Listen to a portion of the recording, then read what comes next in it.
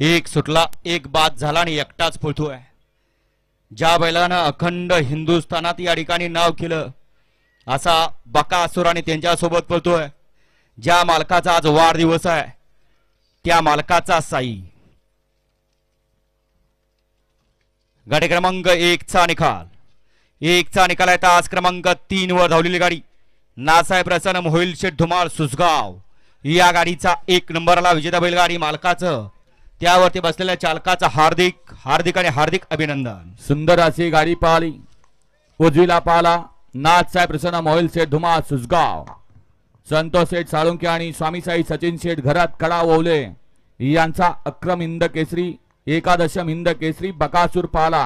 आणि त्याच्याबरोबर आज या बैल मालकाचा वाढदिवस आहे.